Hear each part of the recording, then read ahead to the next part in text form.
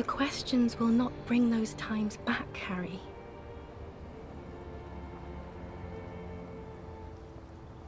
It doesn't look like it did, Harry. I'm sorry.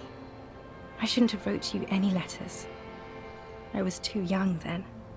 You don't have to hate the world. Can't you see how kind and beautiful everything is? I don't have time to deal with your pessimism. There are so many people at the stop at this hour. They're all going to the aerodrome. See? The weight is you and your hate. Yes, Harry. I am. Things have gotten much better for me, now that I am the ruler of the known world. Oh God, it's already so late. I have to go, Harry. A tiny golden watch with red straps around her bony little wrists.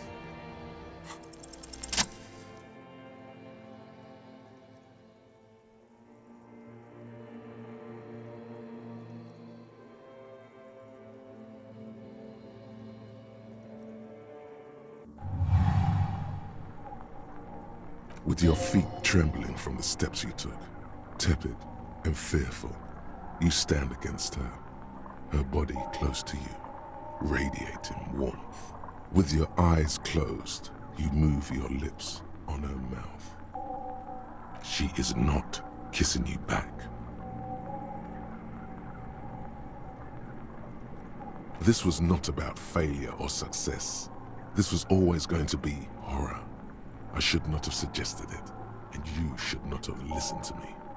Her chest rising like a pillow, warm exhalations against the side of your mouth, her tender soul moving through her lungs. Feels like soft fuzz, a bird covered in down feathers, brushing against your broken capillaries. The world's most precious material, reserved for those she lets close enough to feel it. You are stealing a touch. It's not yours to take. The delicate wreath on her forehead pressing into your temple. The silver is cold from the spring evening air. Her hand does not return the grip. Her body is rigid. A current of unease courses through it. Distrust. For you. The curve of her spine. Her shoulders hunched. She keeps herself stiff, her center guarded from your motions, unresponsive to your guidance. Nothing, just pillows against you, unresponsive, but for the taste of apricots, apricot-scented chewing gum.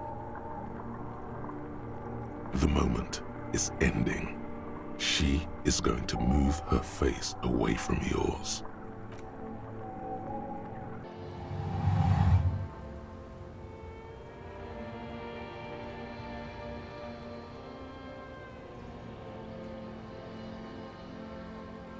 Trying hard not to look at you. When she withdrew and you held on to her hand, she tried not to look at your face and see the expression there. Brother, you should put me in front of a firing squad. I have no words for how I failed you. No, I'm just Dora.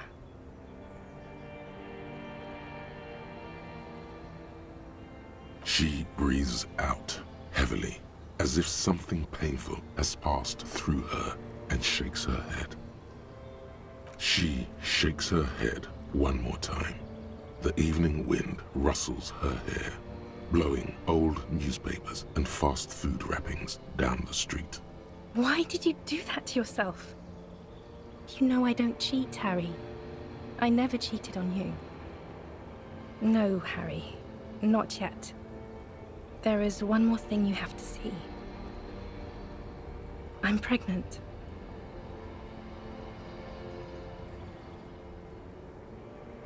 Of course not. I terminated yours. Don't you remember? You poor fuck. Poverty-stricken fuck. Now, go ahead. Ask me more questions. Let's talk about something else. No, this has to end. Do the last one. More questions. Ask more. Who says that? Besides, Stop making her angry. She wants... you were very bad to me too. We've talked about it like... I don't know what you mean. Dolores Day? Yes, Harry. The tiny golden watch. It's not. But... I don't know why that's it. Where in... Stop. You're only making it worse for him. You never help with anything.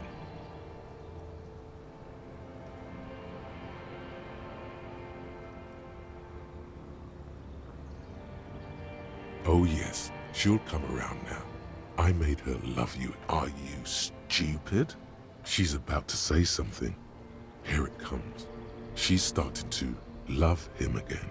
Her innocence, Dolores Day, fiddles with the handle of her airport bag. She has a pained expression on her face. It's agonizing. See? She isn't saying anything. I don't understand. It was, she herself said. We were bad for each other, okay? I was bad for you. Can you not see I'm bad? I had to stop. I couldn't just turn into a bad person. You will get better. It just takes some time. But I can. She keeps her shoulders squared and her back straight. But it's clear you're still making her sad. No, Harry. We can't. We already tried again, and it didn't work. Is that how it is now? We should just try all good things twice and then give up. By that logic, not you too.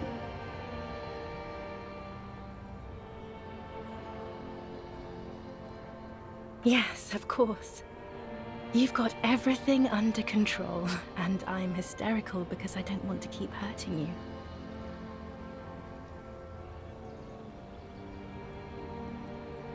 I don't know. Please.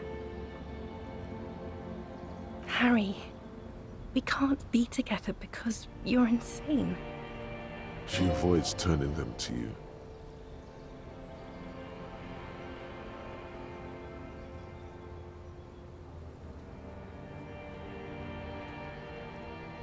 They're turning moist now. Her eyes. She slowly shakes her head and tries to get a hold of herself, brushing her hands in her gown. You know what I mean.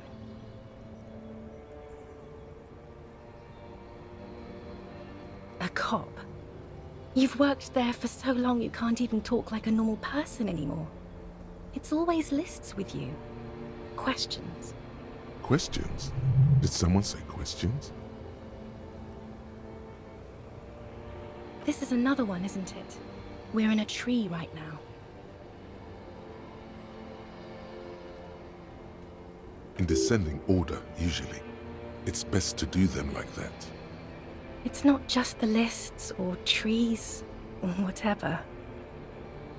You get sad, Harry. Too sad. People can't get that sad. It's impossible to watch. Other people get sad too, but not like you. You stay down for too long. You only communicated with encyclopedic trivia. I was so alone. In conclusion, you're ill. You're an old, insane man. And you have to be in hell until the end of your life. And I have to go to Morova. I have to, Harry. Really, I've already missed the 8:30. I'm gonna go now. I was wrong. You don't have power over her anymore. You shouldn't have said that. I am wrong about everything. You should go on without me.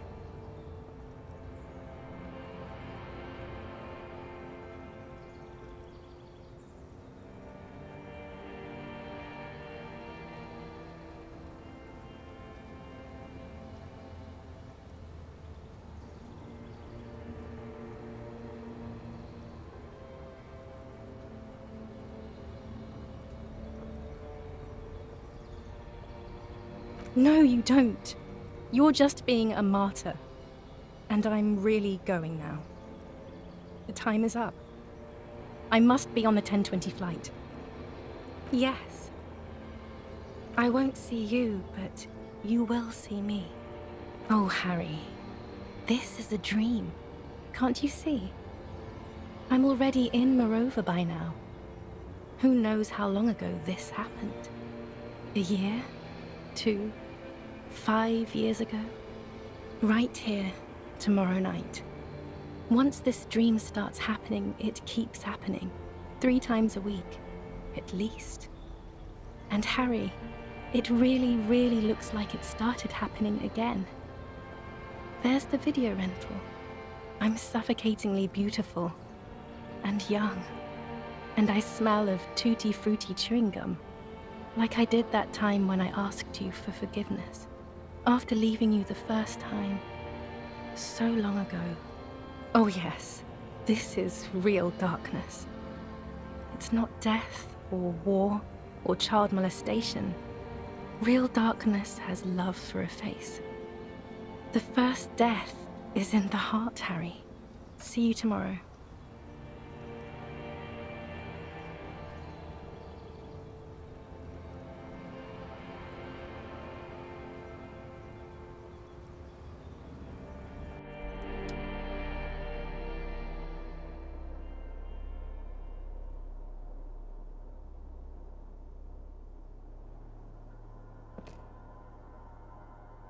You're up quick. How was your sleep?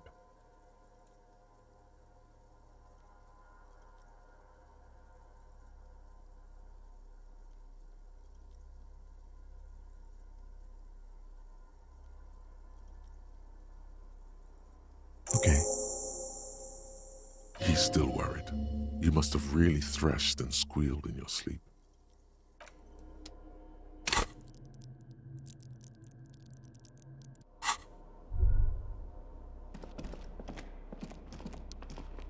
An old cylindrical generator is nested above the ammo lift, with makeshift electrical wiring running out of its side and across the floor. The cables disappear into the wall to your right. The lieutenant puts his hand on the metal barrel, checking for warmth. It's cold now, but someone has been maintaining it. The wiring has been repaired. Downstairs, somewhere? Liquid carbon. I would imagine it takes mazout. The kind that's favored by vagrants and fuel thieves. It's been a long winter, long and cold. If anyone stayed here, they'd need a generator.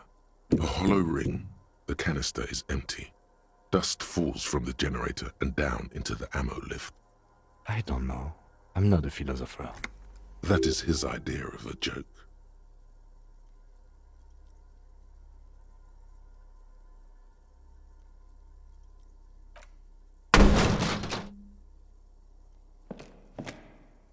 A small agony. Minuscule bones may have fractured, but it proves the point. He nods approvingly. He even smiles. Someone with basic electrical skills has restored it in order to keep the room warm. Maybe it's the fire guy. The wind outside picks up suddenly, with a faint howl. Inside, it's warm.